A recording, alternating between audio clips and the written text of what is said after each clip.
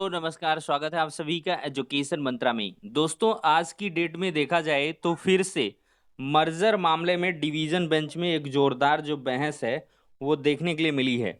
और दोस्तों, school merger मामला आज भी बहुत ही देखा जाए गहनता के साथ डिवीजन बेंच में सुना गया है। सरकार और देखा जाए तो जो प्राइवेट काउंसिल थे और जो बच्चों के एडवोकेट्स थे, डबल एजी साहब थे, सभी ने बीएसए रामपुर के जो एडवोकेट हैं संदीप दीक्षित दी, उनकी तरफ से भी जो जोरदार बहस से पैरवी है वो देखने के लिए मिली है।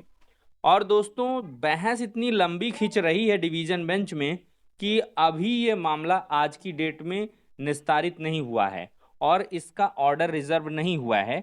लेकिन दोस्तों, एक बड़ी खबर ये है कि डिवीजन बेंच ने आज पूरे मैटर को सुनने के बाद जब कोर्ट खत्म हुई तो इस मैटर को उन्होंने कल के लिए फिर से रिकंसीडर किया है। मतलब लगातार तीसरे दिन ये मैटर सुना जाएगा। तो आप लोग समझ सकते हैं कि पूरा मैटर कितने इम्पोर्टेंस के साथ सुना जा रहा है।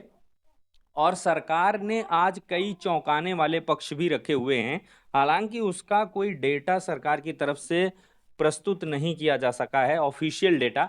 लेकिन उन्होंने ये ज़रूर कहा है कि दूर दराज के जो विद्यालय हैं उनका हम लोग मॉनिटरिंग नहीं कर पा रहे हैं। और मॉनिटरिंग ना करने की वजह से बहुत सारे ऐसे गवर्नमेंट टीचर्स हैं जो प्रॉक्सी टीचर्स के माध्यम से पढ़ाई करवाते हैं। इसका मतलब समझिए, सरकार का ये पक्ष था एडवोकेट्स के माध्यम से कि जो दूर दराज के विद्यालय हैं वहाँ पर कोई अधिकारी के द्वारा मॉनिटरिंग नहीं हो पाती है, मुश्किल होता है, तो वहाँ पर प्रॉक्सी टीचर यानी कि टीचर अपनी जगह पर 3 4 5 हज़ार रुपए में कोई टीचर को अपॉइंट कर देते हैं और वो पढ़ाते हैं। तो इस पर कोर्ट ने ये कहा कि प्रॉक्सी टीचर्स का आप लोग डेटा दीजिए, कितने प्रॉक्सी टीचर्स आपने अभी तक पकड़े हुए हैं। तो इस पर कोई ऑथेंटिक डेटा नहीं मिला है। हालांकि जो एडवोकेट हैं उन्होंने ये दावा ज़रूर किया है ऑन कोर्ट की हम इस डेटा को लाएंगे और रखेंगे। और साथ ही साथ दोस्तों, कुछ और चीज़ें नज़र आई हैं। ये भी चीज़ें नज़र आई हैं कि पढ़ाई पठन पाठन में लापरवाही बरती जाती है।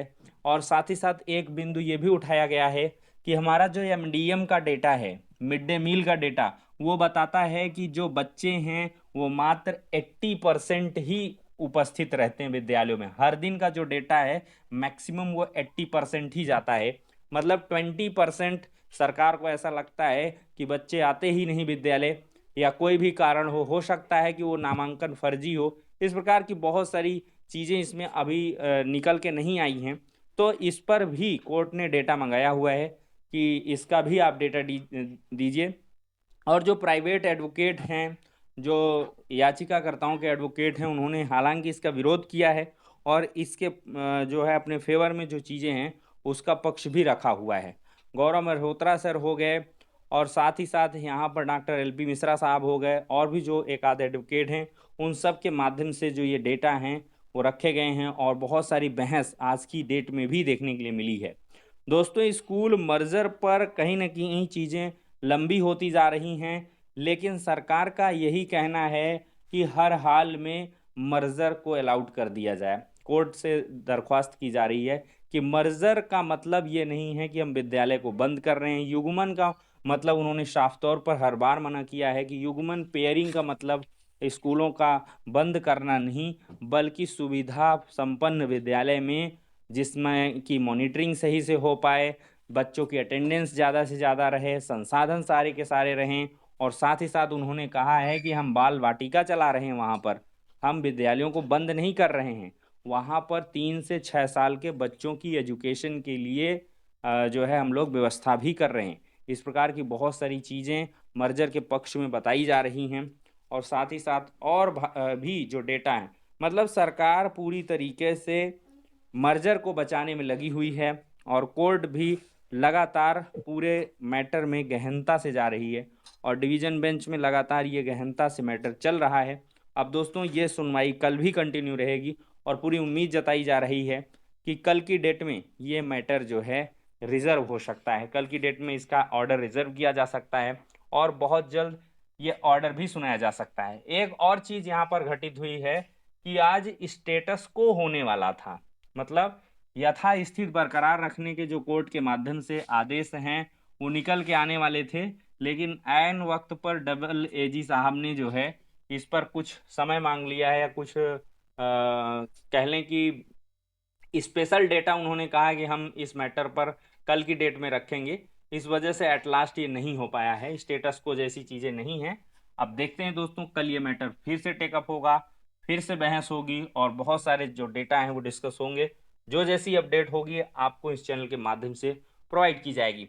और दोस्तों, मर्जर मामले से जुड़ी हुई एक और अलग अपडेट आपको बताएं तो पिछले दिनों आपने सोशल मीडिया प्लेटफॉर्म पर एक वीडियो देखा होगा जो काफ़ी तेज़ी के साथ वायरल हुआ, और पूरे देश में ये वीडियो वायरल हुआ। बहुत लोगों ने, लगभग करोड़ों की तादाद से ऊपर लोगों ने इस वीडियो पर रिएक्शंस दिए, और ये वीडियो देखा जाए तो सोशल मीडिया पर युग्मन प्रक्रिया को लेकर वायरल था।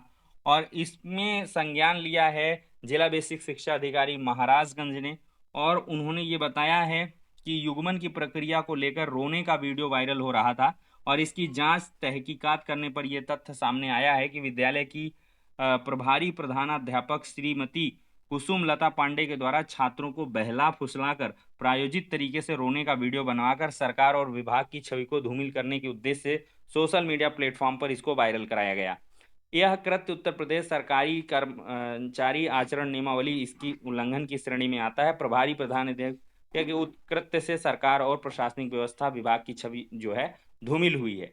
तो समस्त जो खंड शिक्षा अधिकारी उन्होंने इनको जो है आदेशित किया है कि कहीं भी किसी भी शिक्षक कर्मचारी के द्वारा उपरोक्त कृत्य करते हुए यदि सरकार और प्रशासनिक व्यवस्था विभाग की छवि को धूमिल किया जाता है तो उनके विरुद्ध उत्तर प्रदेश सरकारी कर्मचारी आचरण नियमावली 1956 के नियम 6 समाचार पत्रों और रेडियो से संबंध रखना, नियम 7 सरकार की आलोचना में विद्यमान नियमों के उल्लंघन करने के आरोप में कार्रवाई संपादित करने हेतु आप द्वारा अग्रेतर कार्रवाई सुनिश्चित की जाए, अन्यथा की दशा में व्यक्तिगत रूप से आप स्वयं उत्तरदायी होंगे। तो कठोर आदेश दिया गया है कि अगर किसी भी एंगल से कैसे भी पेयरिंग या मर्जर के खिलाफ अगर कोई टीचर के द्वारा कोई भी मिस इन्फॉर्मेशन फैलाई जाती है और मिसगाइड किया जाता है तो उस पर कठोर कार्रवाई की जाए।